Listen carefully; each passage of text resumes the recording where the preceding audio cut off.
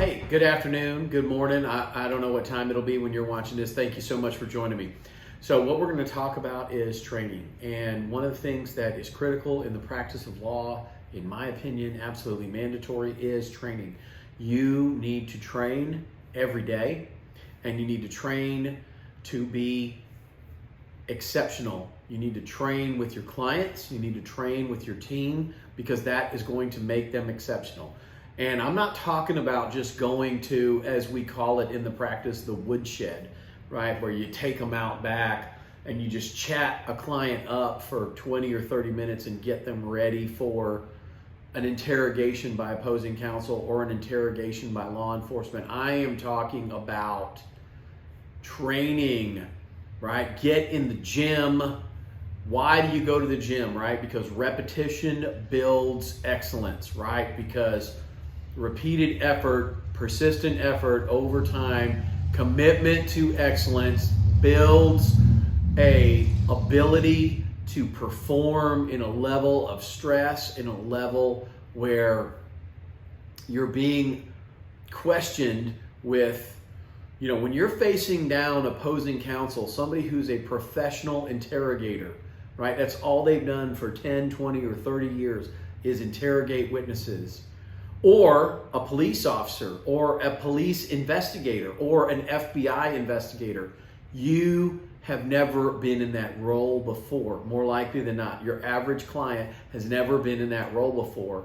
And you need to train, right? Not because you're shaping or framing the testimony, but getting them accustomed to the questioning, to being questioned, getting them used, do the repetitions, right? It's the reason why marathon runners start small, right? You start 1 mile, then 3, then 5, then what have you, right? You build your way up so you have the physical and mental endurance to commit to excellence to get the job done.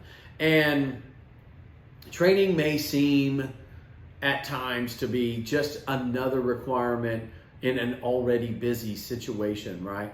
But training will help you outperform past growth, because let's talk about what is scary about an interrogation, a deposition, a meeting with an expert witness who's going to talk to you about the criminal allegations against you or the civil allegations against you, whatever they may be, right? What is scary about that? The unknown is what's scary about that. So how do you take away the scary, right? By familiarity, by repetition, right? We are scared of the unknown, but once you are more familiar, I'm not saying it's going to be a cure-all magic pill to make it not scary anymore to sit across the table from an FBI investigator. It's scary. They're wearing the blue slicker with the 3 letters.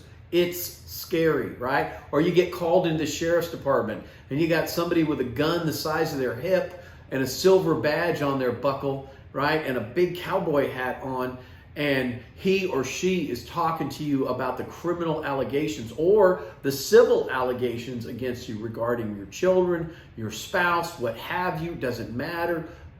The fear of that situation is what makes it scary. So take away the fear by training. Get in the gym, do the reps, drill with your attorney, be ready for the interview, be ready for the interrogation. It'll still be scary. It will be less so because you're prepared, right? So be ready, be prepared, get in the gym, do the reps.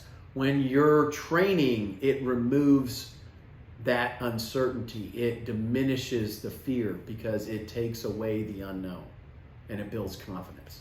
That's why training is so critical in anything you do related to your case. I hope you find this information helpful, uplifting, positive. If you have any questions or comments, info@ashmorelawfirm.com. Info@ashmorelawfirm.com. Thank you so much for watching. We'll see you soon.